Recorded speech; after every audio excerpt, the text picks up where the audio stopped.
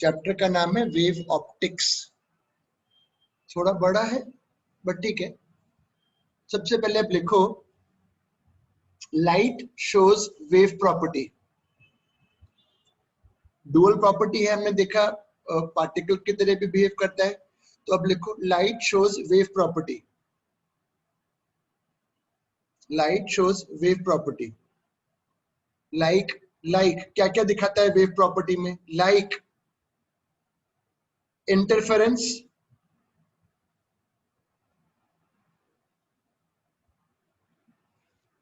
Diffraction,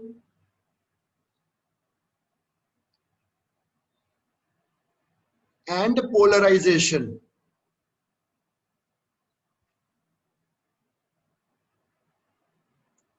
Light shows wave property because it shows interference, diffraction and polarization.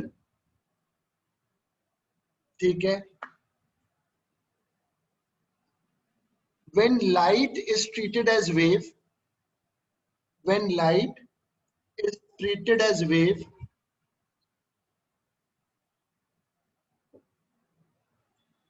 then the intensity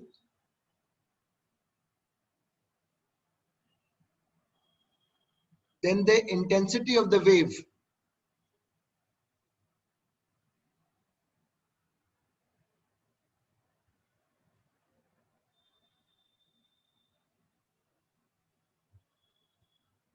जब हम light को wave की तरह treat करते हैं, और जब आपने 11th क्लास में जब आप थे तो आपने वेव इक्वेशन सीखा था।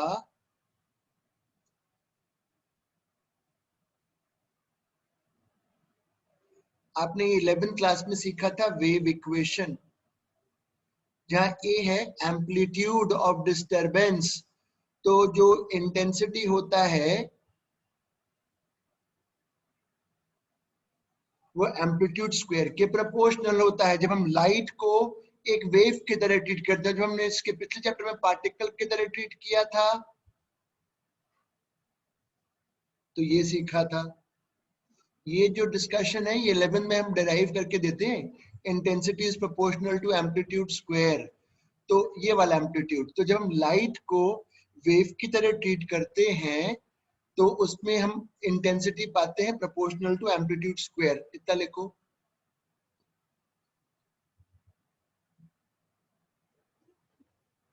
और इंटेंसिटी सबको पता है,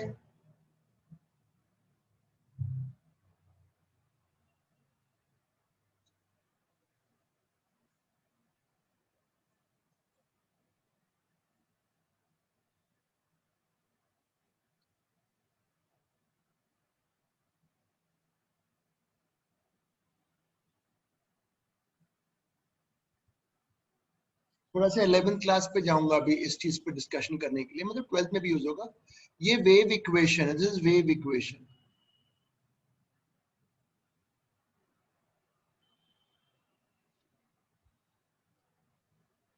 वेव इक्वेशन का मतलब क्या होता है पहले वो लिखते हैं, बिल्कुल स्लोली चलेंगे। Wave equation will give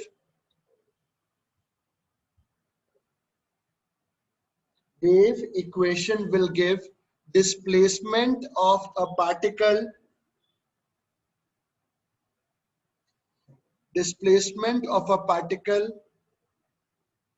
as a function of time.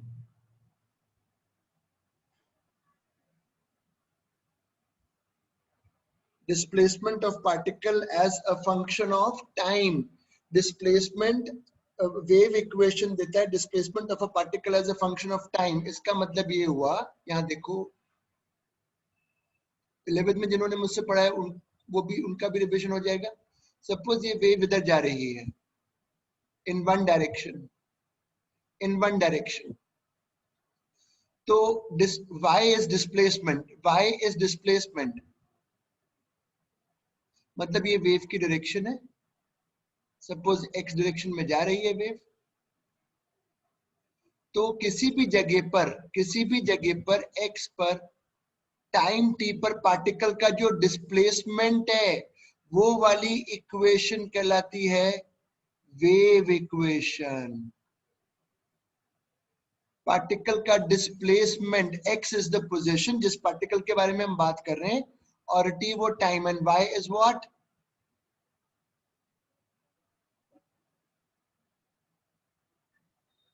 Displacement, जो ऊपर नीचे या लॉन्गिट्यूडनल में तो ऐसा हो रहा होगा डिस्प्लेसमेंट, और ट्रांसवर्स वेव में ऐसा हो रहा होगा।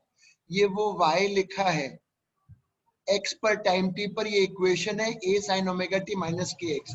तो what is wave equation? Wave equation gives us displacement of a particle as a function of time। तो ये डायग्राम बना के लिख लो।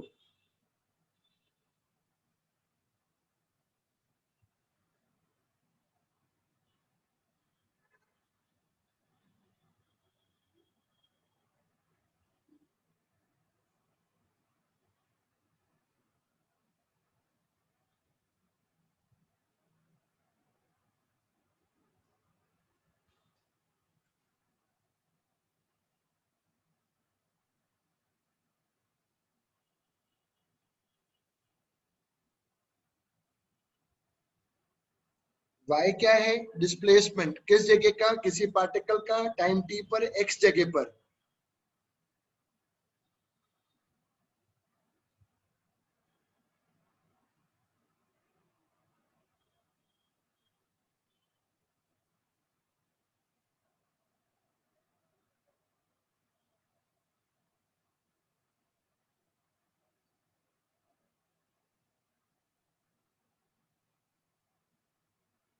अब और आगे देखो, omega is 2 pi by t, where t is the time period of oscillation, या 2 pi f लिखो, ओमेगा लिखो, k जो होता है यहाँ पे 2 pi by lambda, where lambda is the wavelength।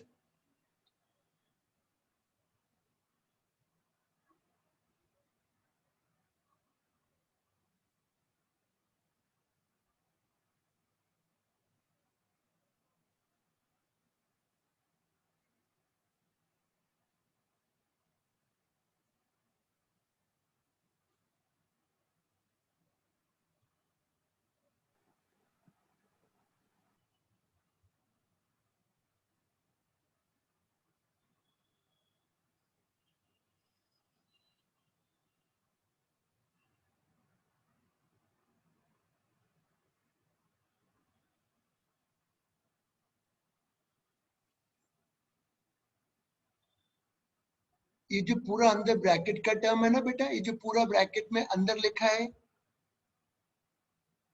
ये फेज कहलाता है, phase.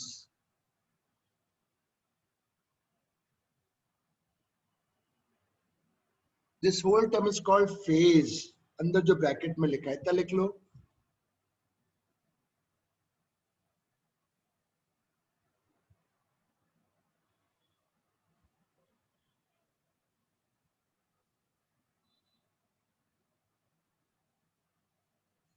Phase depends on, phase depends on time and position. हाँ सर, बिल्कुल ठीक है, टी भी है और एक्स भी है। Phase depends on time and position.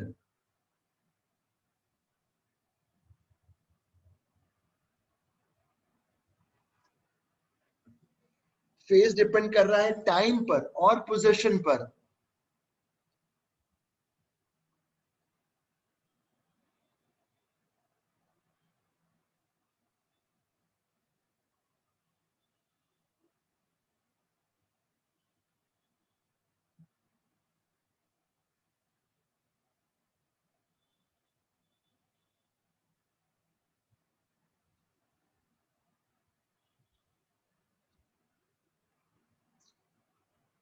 Change of phase with time attack, मतलब कितना फेज बदला एक जगह पर टाइम के साथ, इतना। एट अ गिवन, जहां एक्स इज अ कांस्टेंट, एक जगह पर किसी पोजीशन पर समय के साथ कितना फेज बदल रहा है, इतना लिखो, then I will tell you. फिर मैं सवाल से बताऊंगा ना।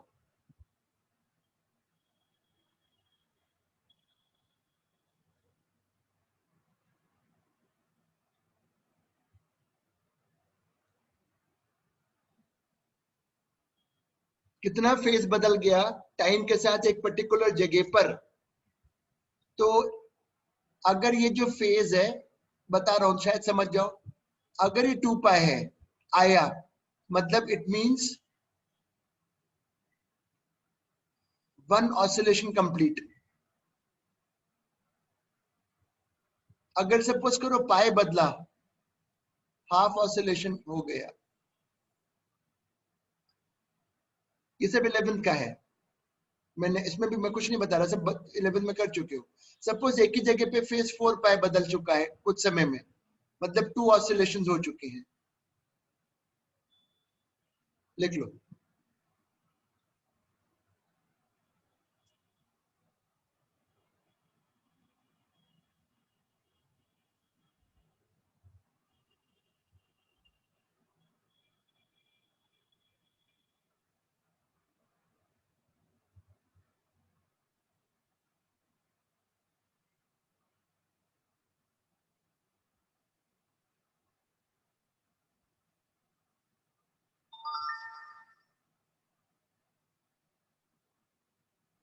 ये तो समय के साथ, अब इतना क्लियर कर दूं,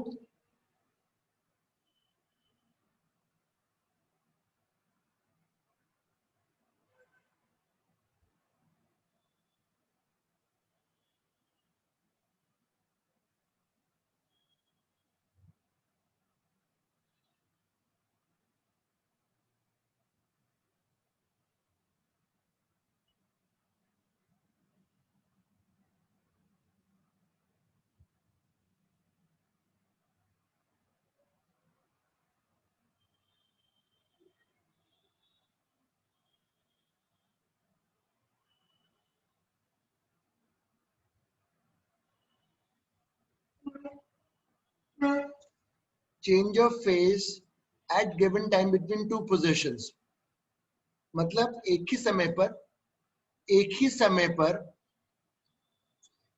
समय पर दो अलग अलग जगहों का क्या फेज डिफरेंस है। यहाँ पे पार्टिकल का क्या फेज है, उसी समय पर यहाँ पे पार्टिकल का क्या फेज है, ये जानना चाहता हूं। तो मैं पहले यहाँ का वेव मेरी ऐसे जा रही है, पहले मैं यहाँ का फेज लिखता हूं,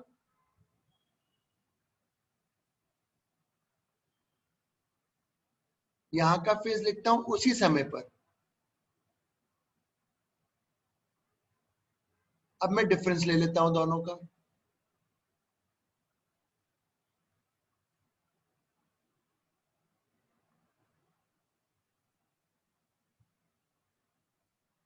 इलेवन में पढ़े हो,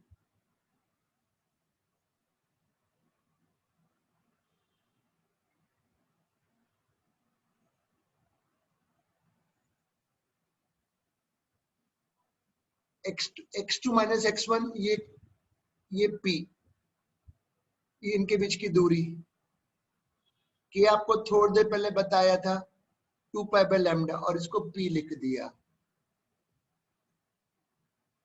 p इज द पाथ, बेटा 11th का है ये, साउंड एंड वेव्स में जो पढ़े थे। इतना लिखो फिर समझाऊंगा। और अगर मॉड ले लेते हो, मॉड वैल्यू, तो ये है। इतना लिखो, देन आई प्रैक्टिकली एक्सप्लेन।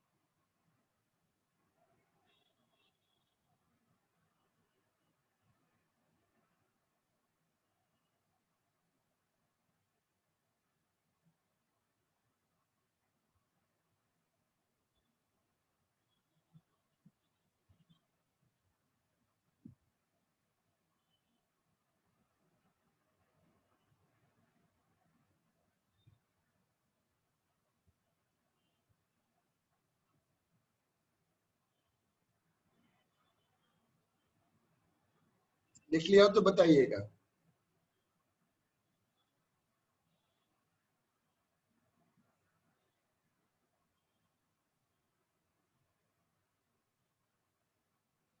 सर वो डेल मॉड डेल थीटा में आपने क्या लिखा, 2 पाई p bye minus lambda? Lambda नहीं, 2 पाई p बाय लैम्डा ही लिखा है बेटा, बस साइन नेगेटिव साइन हटा दिया।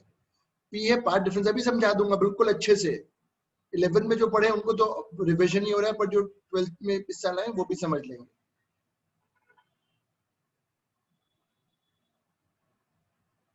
जब लिख लो तो बता देना, बहुत इंटरेस्टिंग चैप्टर है ये।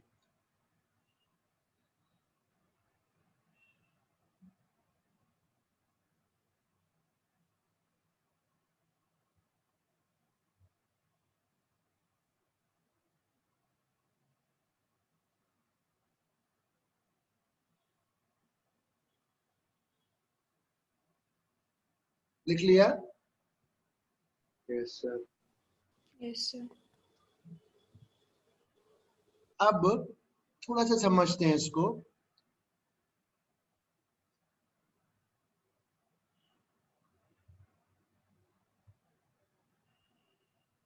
सपोज करो मैं दो पोजीशंस ले रहा हूं, यहां और यहां, इनके बीच में पाथ की दूरी लेट से है 2 लैम्डा। अब मैं फेज डिफरेंस निकालना चाहता हूं, इनके बीच में कितना है।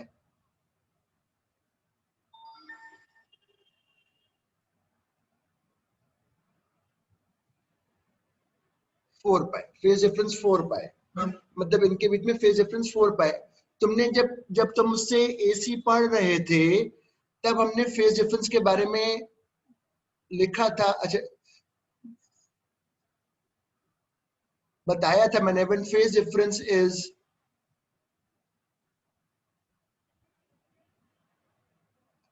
ऐसे अगर फेज डिफरेंस है 2 पाई n, तो मैं बता चुका हूं बिहेवियर सेम है। बिहेवियर सेम होता है दोनों का, याद आ रहा है कि नहीं? जब मैंने बताया था 2 पाई, 4 पाई, 6 पाई, 8 पाई का फेज डिफरेंस, तो बिहेवियर सेम है। मतलब जैसे ये पार्टिकल ऑसिलेट हो रहा है उसी तरीके से ये भी ऊपर नीचे वैसे ही ऑसिलेट हो रहा है। जब ये अपने एक्सट्रीम पर आ जाता है तो ये भी एक्सट्रीम पर आ जाता है, जब ये मीन पे आ जाता है तो ये भी मीन पे आ जाता है। ये मैंने बताया था, जब फेज डिफरेंस होता है 2 पाई n, बिहेवियर सेम है। तो इस केस में अगर ये 2 लैम्डा की दूरी है तो इनका बिहेवियर बिल्कुल सेम है। जब ये वाला पार्टिकल एक्सट्रीम पर है तो ये भी एक्सट्रीम पर है, जब ये वापस मीन पे आएगा तो ये भी, जब ये एक्सट्रीम नेगेटिव पे जाएगा तो एक्सट्रीम नेगेटिव। प्लीज लिख लो इसको।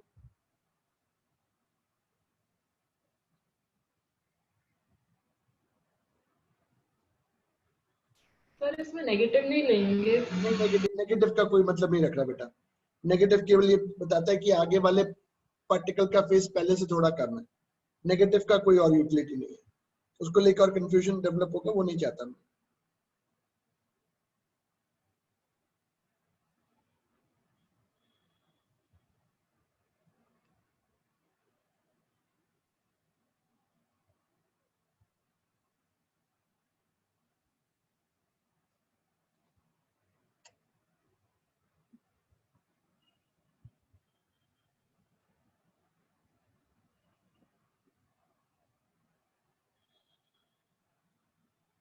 लिख लिया?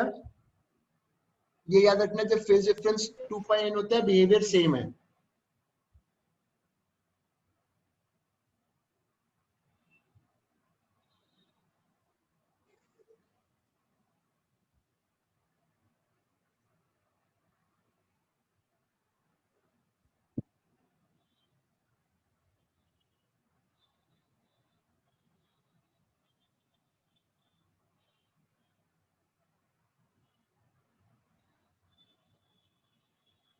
आज हम 11th का बेसिक डिस्कशन कर रहे हैं। अभी इसी में अगर मैं ऐसा ले लूं,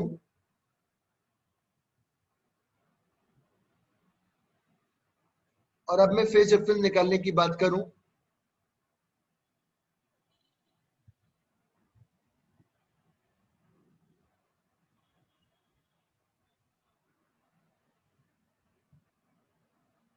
कि उनका क्या फेज डिफरेंस है, बिहेवियर में क्या डिफरेंस चल रहा है, पाई। इफ यू रिमेंबर, जब ऑड मल्टीपल ऑफ पाई होता है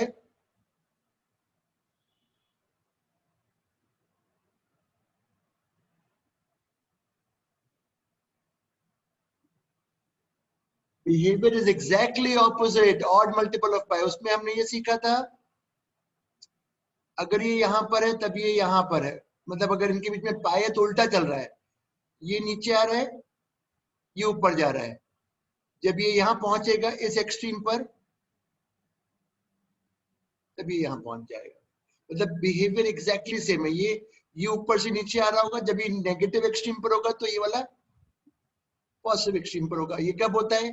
जब phase difference odd multiple of pi हो। प्लीज लिख लो।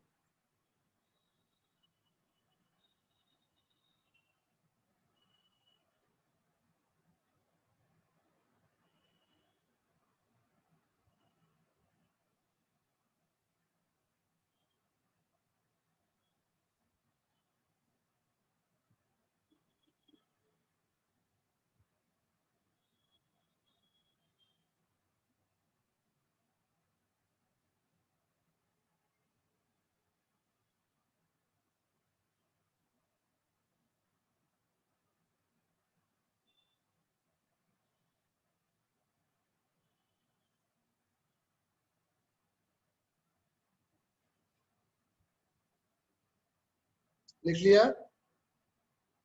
Yes sir. एक छोटा सा क्वेश्चन लेके इसको रिवाइज कर लेते हैं। We'll take a small, very small problem.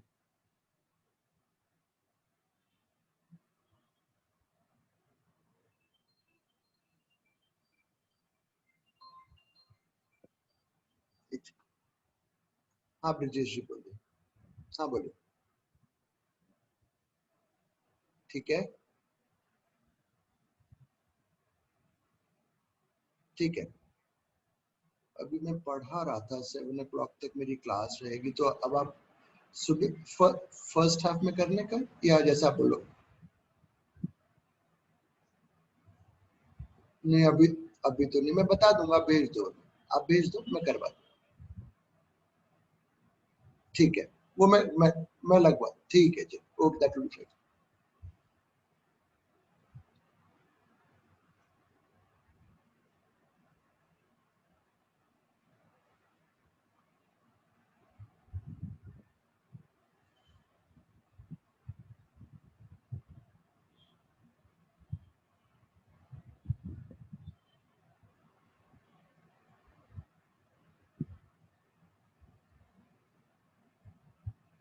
पहला पार्ट,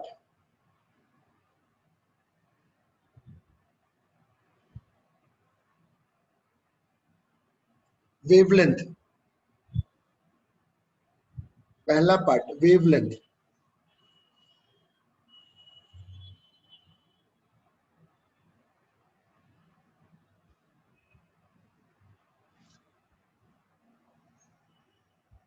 तो x का जो कोफिशिएंट है वो 2 पाई बाय लैम्डा होता है। तो वेवलेंथ आया pi by 2 centimetre.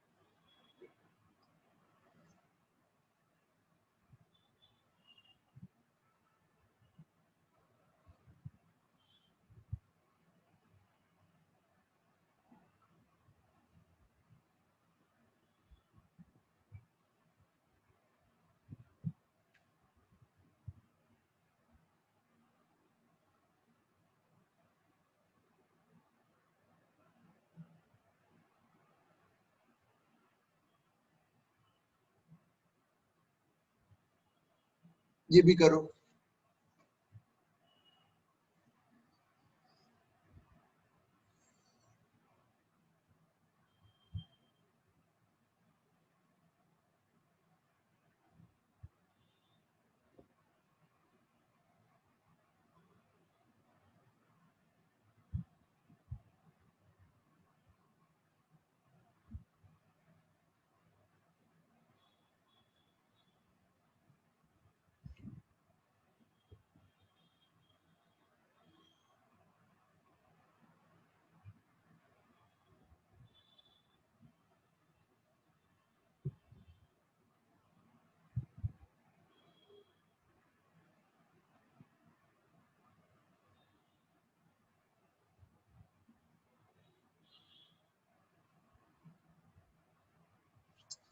Change of phase at a given position in time. तो सेकंड पार्ट में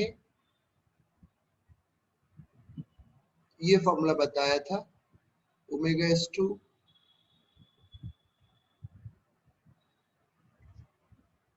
और अगले वाले में ये बताया था कि है 4। तो फेज नहीं, सॉरी सेकंड नहीं, रेडियन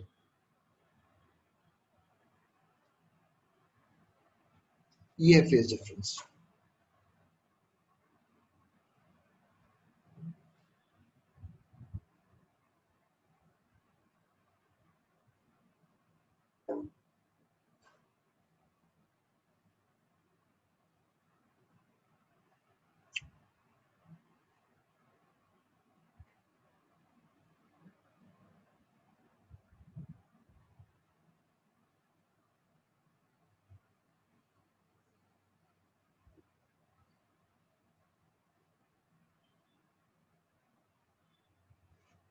लिख लिया? सर ये फेज डिफरेंस डेल्टा फाई लेंगे कि डेल्टा थीटा? बेटा एक ही बात है, थीटा लिखो फाई लिखो, how does that make a difference? Theta लिख दो, एंगल का एंगल डिनोट होना चाहिए, एंगल का टर्म होना चाहिए, थीटा लिख दो। कई बार मैं थीटा लिखूंगा, कई बार मैं फाई भी लिख दिया करूंगा।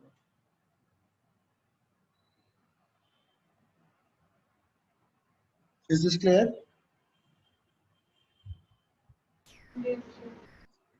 थोड़ा थ्योरी पे चलते हैं। हेडिंग डालो wave front.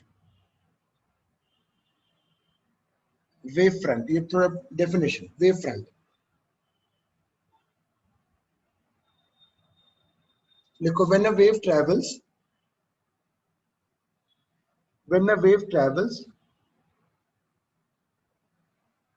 there is disturbance. When a wave travels, there is disturbance.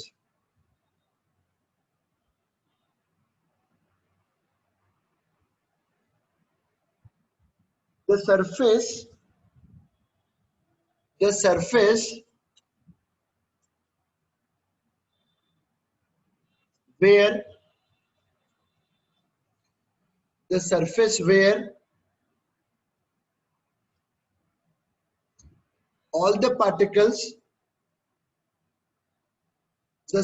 where all the particles have same phase, मतलब सरफेस जहां सारे पार्टिकल्स का फेज सेम है, the surface where all the particles have same phase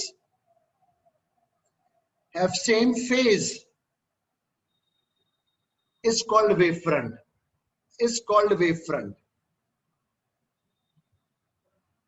एक minute बेटा यार,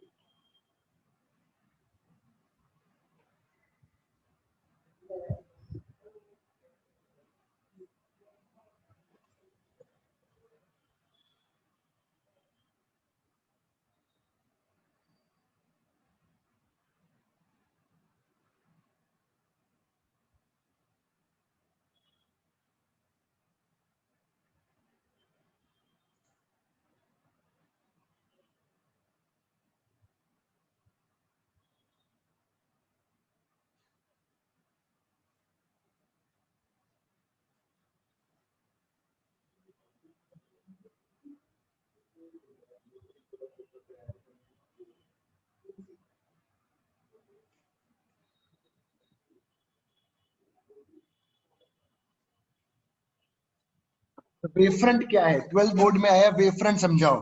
wavefront is that surface where all particles have same phase, जहां सारे पार्टिकल्स का बिहेवियर सेम है। जरा मुझे बताओ, अगर एक पत्थर को ऐसे पानी में गिराता हूं तो कोई मुझे बताएगा वेवफ्रंट की कैसी शेप होगी? सर्कल होगी, सर्कुलर होगी। Very good. तो मतलब हर सर्कल में, किसी भी सर्कल पे देखोगे जहां पे जो सोर्स को सेंटर मान के जो सर्कुलर कहीं पे भी होगा, वहां सारे पार्टिकल्स का बिहेवियर जो है एक सा है, तो that will be called wave front.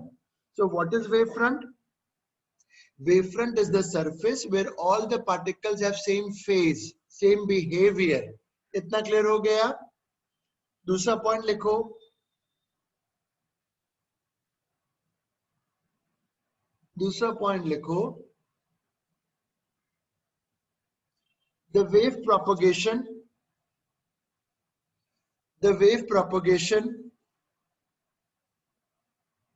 is normal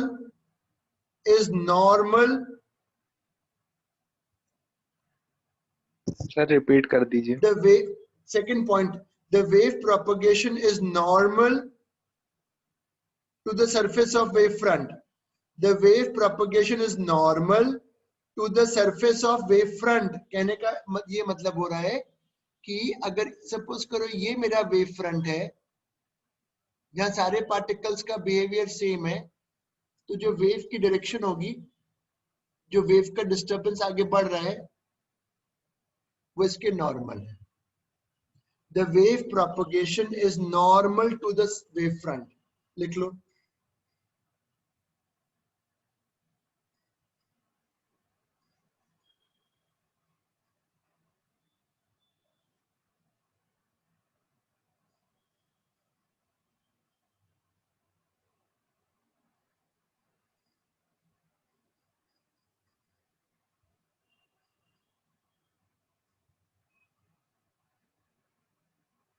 अब एक साइंटिस्ट थे जिनका नाम था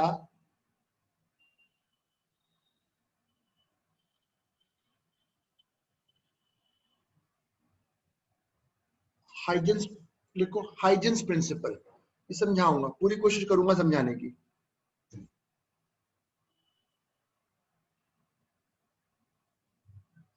फिलोसफिकल डिस्कशन है. हाइजेन ने जो बोला उसको समझा रहा हूं. Huygens suggested that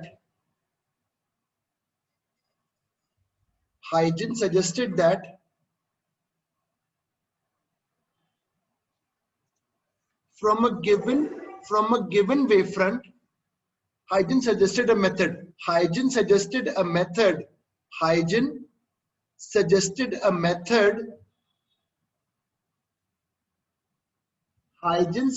a method of finding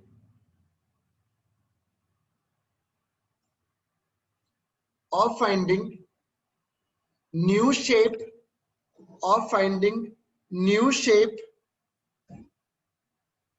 and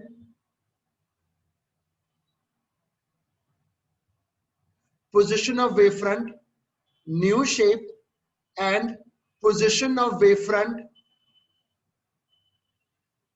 from a given wavefront.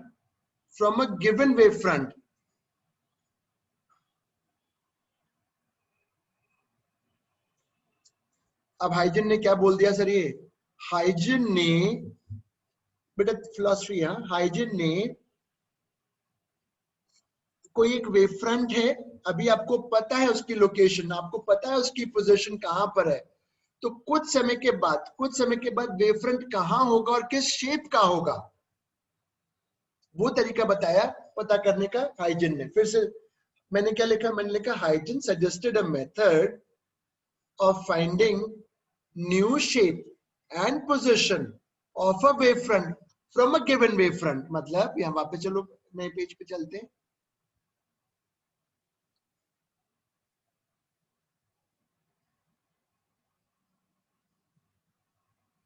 Huygens ने बोला कि अगर आपको एक वेवफ्रंट ये पता है,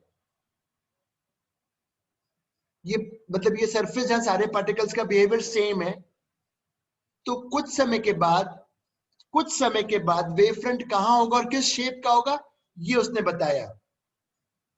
मतलब वेवफ्रंट कहां होगा और किस शेप का होगा t सेकंड के बाद फ्रॉम अ गिवन वेवफ्रंट, ये उसने बताया. इतना समझ में आया? मैं बताऊंगा कैसे क्या करना है. Is this part clear? कि एक सरफेस है जहां सारे पार्टिकल्स का बिहेवियर सेम है, तो t सेकंड के बाद वो सरफेस कहां पे होगा और किस शेप का होगा, वो पता करने का तरीका हाइजेन ने बताया. तो इस पे लिखो Huygens gave a geometrical method. फिर से लिखो, Huygens gave a geometrical method. Huygens gave a geometrical method of finding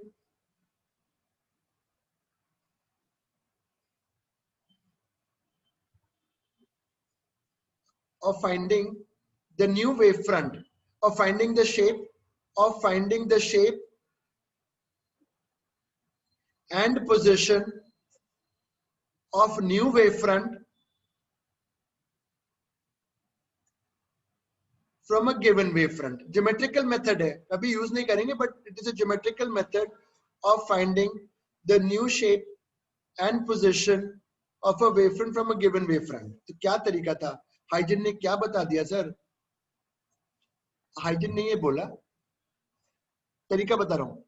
Huygens ने ये बोला, every point of the wavefront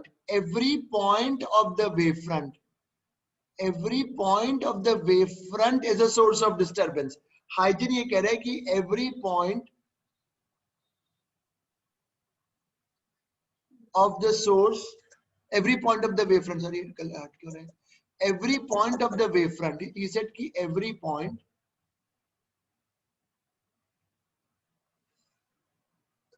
of the wavefront is a source.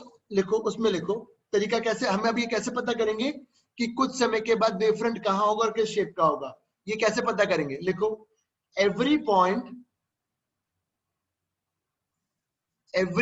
of the wavefront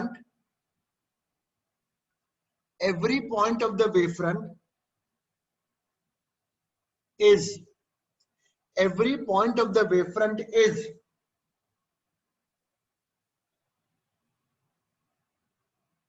a new source of disturbance. बिल्कुल सही. उसने कहा कि every point of the wavefront is new source of disturbance emitting spherical wave.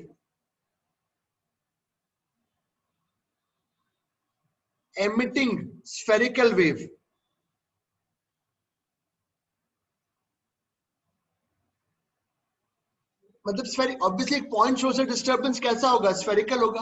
मुझे बताओ, एक point source से disturbance जब चलेगा, एक पॉइंट सोर्स से डिस्टर्बेंस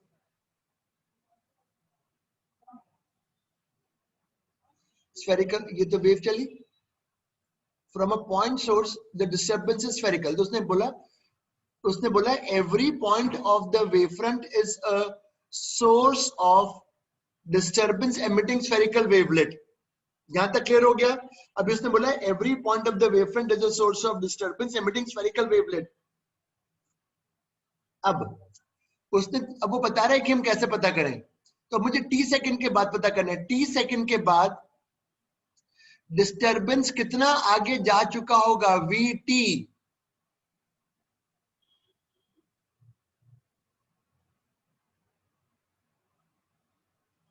डिस्टर्बेंस इतना आगे जा चुका होगा. बिल्कुल सही है सर, टी सेकंड में.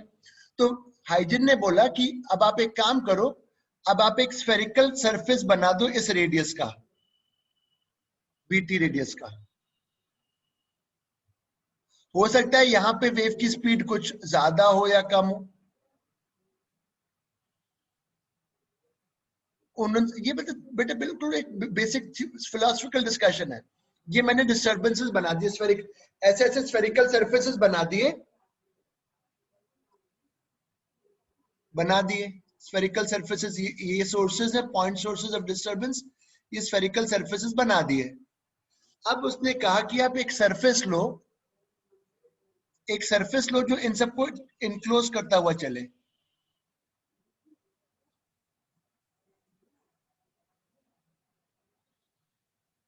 तो जो सरफेस इनक्लोज करता हुआ जाएगा, ये नया वेवफ्रंट है आफ्टर टाइम टी. ये नया वेवफ्रंट है after time T.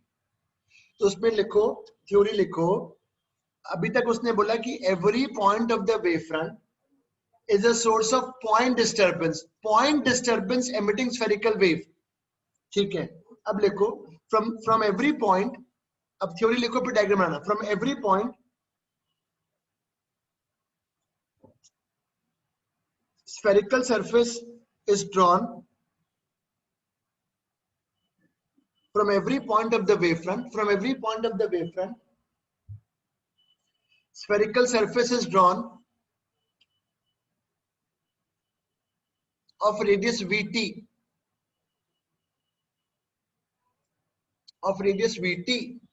where V is the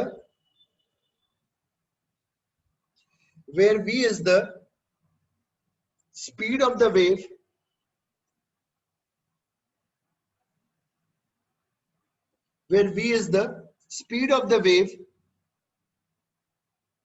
at the given position.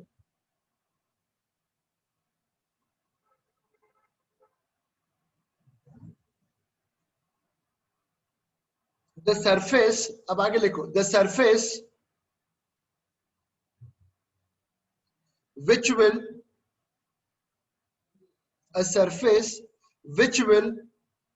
enclose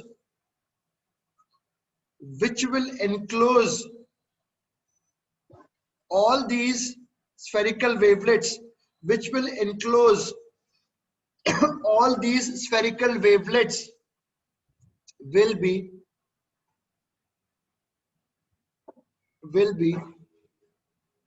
the new wavefront after time t. Will be the new wavefront after time t.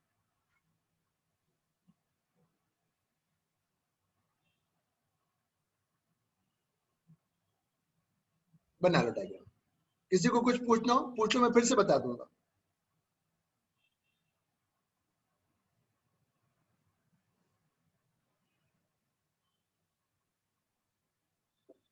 Sir ये point source का disturbance वेरिकल क्यों होगा? कैसा होना चाहिए? अच्छा बताओ। एक बल्ब से कैसे लाइट ट्रैवल करती है? सीधी चलती है एक जगह पर क्या? अगर एक छोटा सा लाउड स्पीकर है तो उससे आवाज केवल एक ही जगह जाएगी कि स्फेरिकली रेडियली सब जगह ट्रैवल करेगी? बोलो।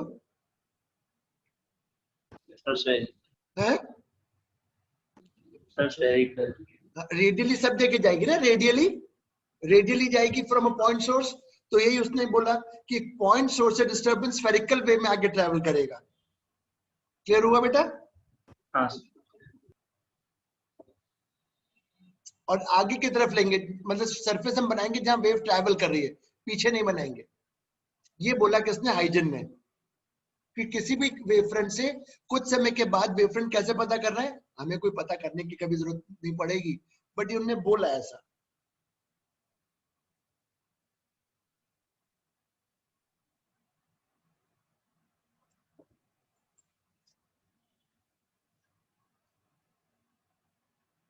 सर ये जो नया वेव फ्रंट है ये भी स्फेरिकल होगा? किसने बोला स्फेरिकल? ये सरफेस है। ये किसने बोला ये स्फेरिकल है? ये सरफेस है, सरफेस। ये एक सरफेस है, ये एक सरफेस है। इस किसने बोला स्फेरिकल है? ये एक सर मैं सरफेस पूछ है। रहा हूँ। नहीं सरफेस बेटा, सर्फ ये लाइन नहीं, एक सरफेस है ये। पर जब पानी पत्थर गिरा तब तो स्फेरिकल ही रहता है ना वो लगातार। सर्कल बोलो, सर्कल। हाँ मतलब सर्कुलर रहता है, पानी पत्थर गिराते हैं तो। हाँ वो अलग है। ये थ्री, तुम तो हाइजन की बात करो, उसमें याद है, मतलब उसने तरीका बताया कि एक वेव फ्रंट से कुछ समय के बाद अगर पता करना है तो कैसे पता करें। कौन ये तो फिलॉसफी हुई ना, ये कौन करने वाला है ऐसे वेव फ्रंट पता करने वाला?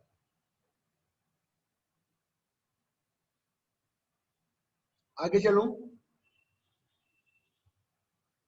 हाइजन हो गया। अब डालो heading coherent sources. Coherent sources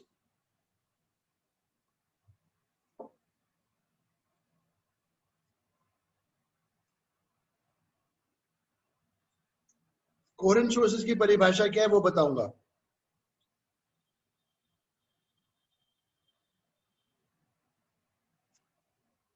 coherent sources की परिभाषा,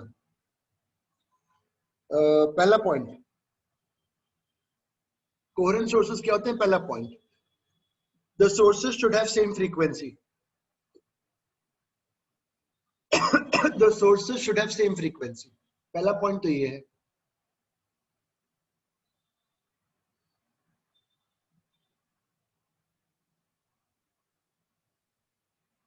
देयर, और साथ में लिखना देयर एम्पलीट्यूड में बी डिफरेंट।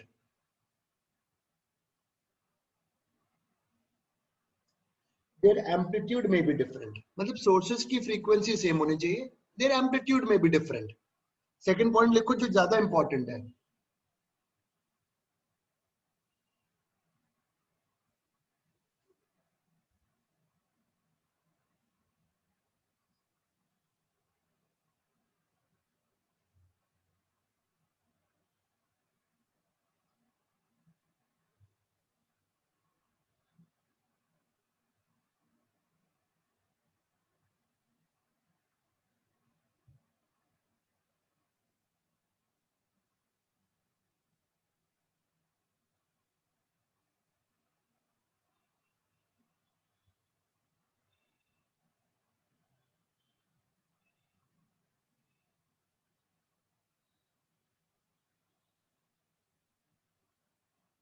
इतना लिखो फिर बताऊंगा। The phase difference between sources should remain constant with time. इतना लिखो, देन आई एक्सप्लेन की क्या मतलब है इस चीज का।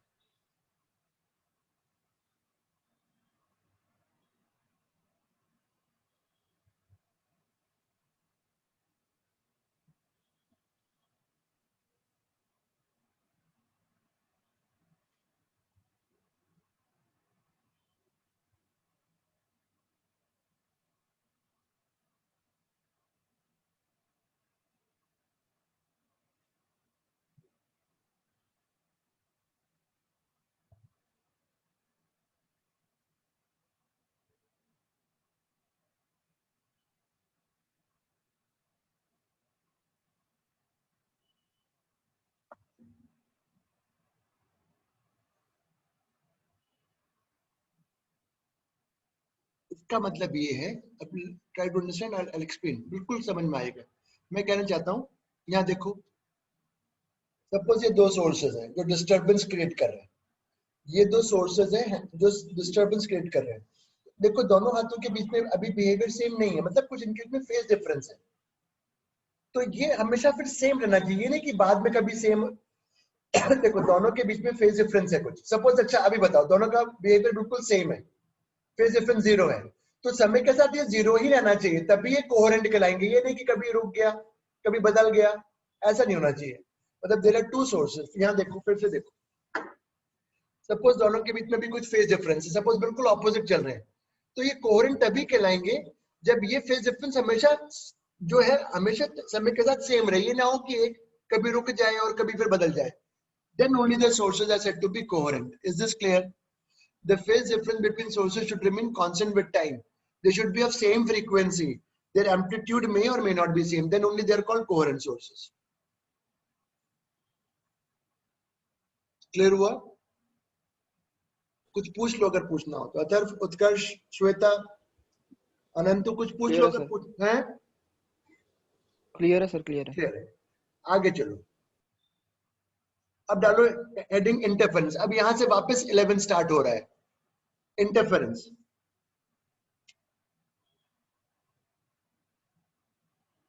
Interference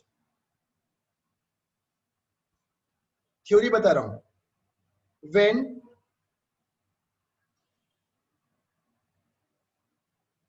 when two or more waves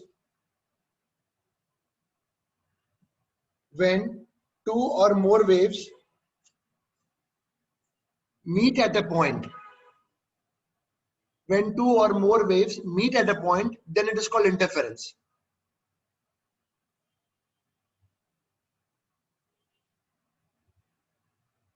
When two or more waves meet at a point, then it is called interference.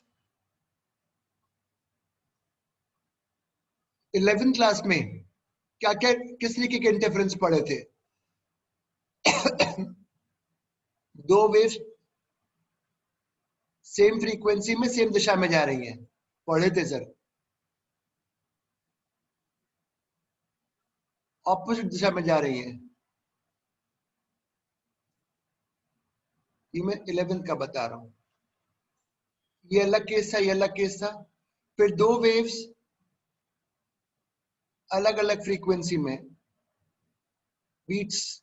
हाँ सर, याद आया थोड़ा थोड़ा। बीट्स, थोड़ा थोड़ा याद रहे, ये चारों केसेस डिस्कस किए थे। सेम फ्रीक्वेंसी में सेम दशा, सेम फ्रीक्वेंसी ऑपोजिट दिशा, डिफरेंट फ्रीक्वेंसी सेम दिशा, डिफरेंट फ्रीक्वेंसी ऑपोजिट दिशा। तो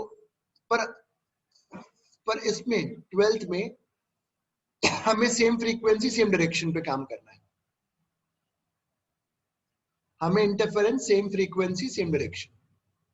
तो अगर दो वेव सेम फ्रीक्वेंसी की सेम डायरेक्शन में जा रही हैं,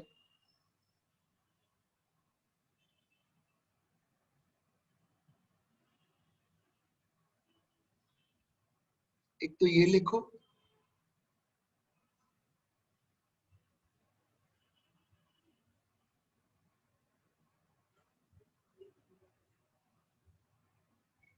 ये लिखो, ये दो वेव्स आके मीट कर गई,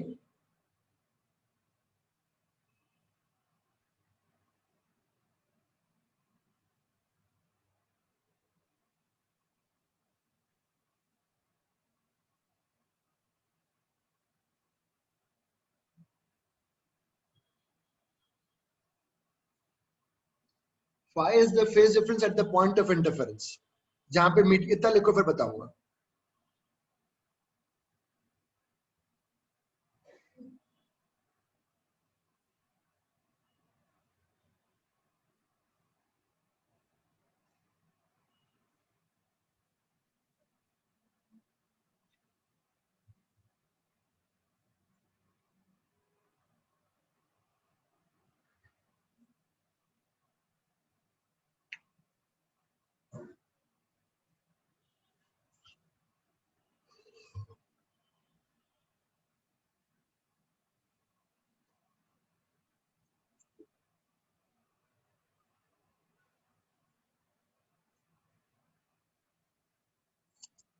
लिख लिया?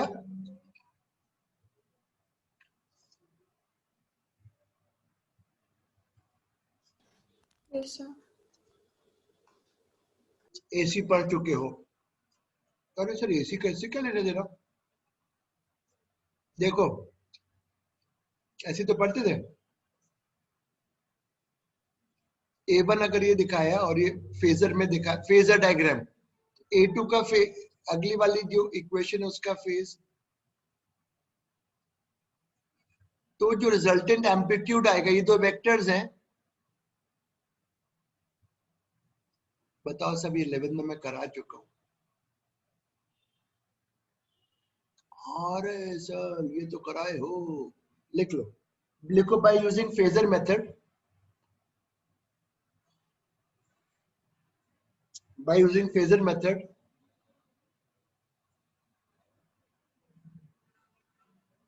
we will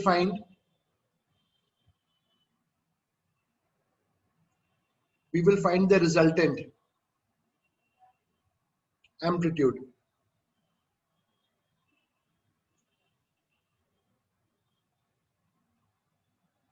लिख लो,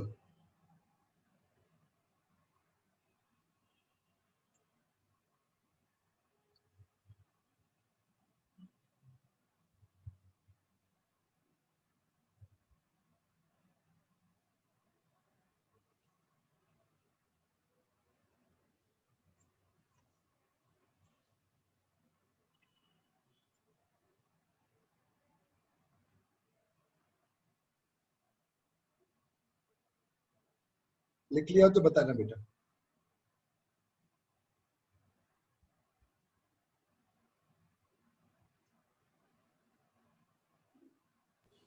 Yes, sir.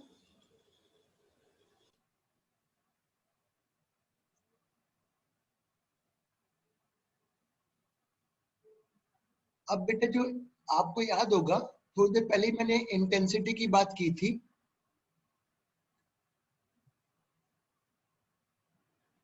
ठीक है? तो जो अब मैं अगर इसको स्क्वायर करता हूं,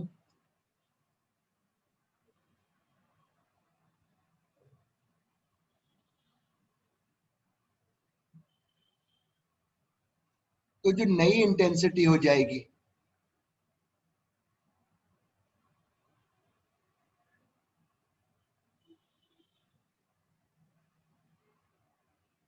ये लिख लो, नई इंटेंसिटी आ गई। एनर्जी रीडिस्ट्रीब्यूट हो गई, energy is conserved but redistributed, इतना लिख लो पहले फिर बताऊंगा।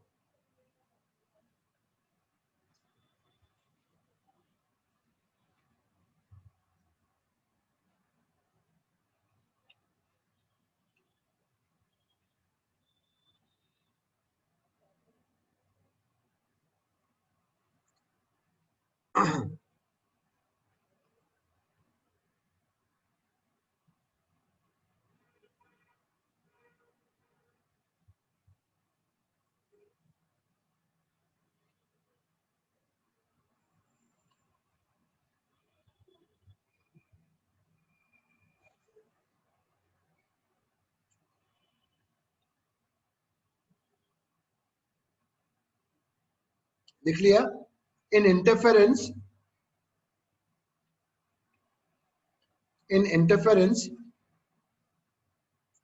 the energy is conserved, the energy is conserved but redistributed.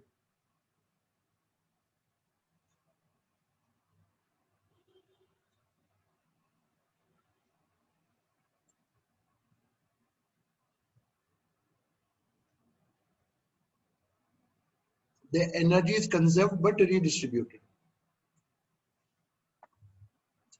ये phi क्या था? Phase difference at the point of interference.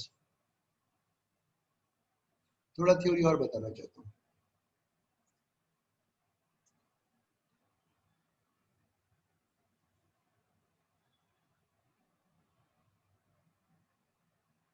Suppose करो ये एक सोर्स है, सब 11 में करे हो आप, जहां दूसरे बच्चे जो इधर उधर से जो कहीं इधर उधर पढ़े तो उनको तो शायद पता नहीं किसी ने ना बताया होगा, वो तो सब बेकार है पढ़ाने वाले, खुद ही नहीं कुछ जानते हैं। सपोज एक सोर्स है, यहां से वेव यहां गई, दूसरा सोर्स यहां से वेव यहां गई, ये स्टार्टिंग के इनके फेजेस हैं phi 1 एंड phi 2, ये इनिशियल फेज है ना, ये इनिशियल। अब यहाँ पे वेव मीट कर गई तो यहाँ पे फेज डिफरेंस निकालना है इनके बीच में। तो एक तो यहाँ फेज डिफरेंस होगा इनिशियल प्लस दोनों के बीच का पाथ का डिफरेंस, मतलब 5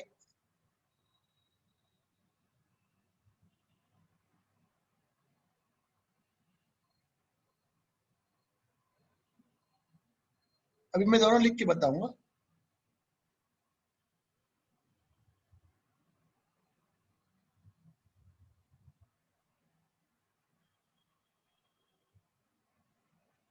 तो सर बताओ ना, इनिशियल में लिख दिया मैंने phi 1 माइनस phi 2, अरे वेरी गुड। और पाथ का तुम जानते हो 2 पाई p बाय लैम्डा। अब दोनों के बीच की पाथ की दूरी मैंने phi 1 माइनस phi 2 लिखा है, तो पहले लिखूंगा यहाँ पे ये वहां का फेज डिफरेंस आएगा इंटरफेरेंस वाला, और ये उस फॉर्मूले में डलेगा जो आपने यहाँ लिखा था, ये वाला जो लिखा था ना,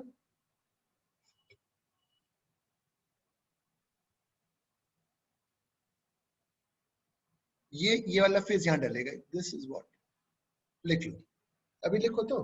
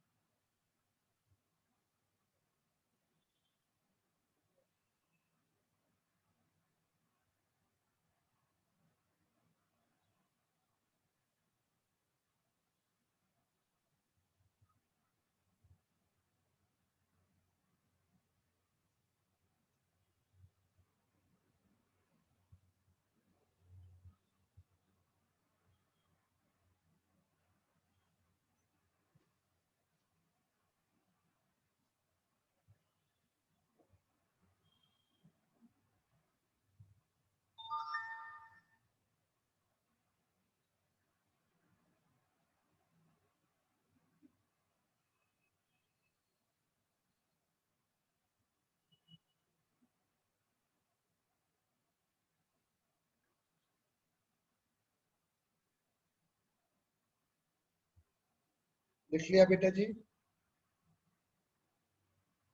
यस सर। ठीक है, अब हम कहाँ थे? बस अब इसको हम अगली क्लास में कराएंगे। अब इसके बाद की जितनी भी सवाल है अगली क्लास में करेंगे इसको। आ गया समझ में ना? 5-6 क्लास में खत्म करूंगा।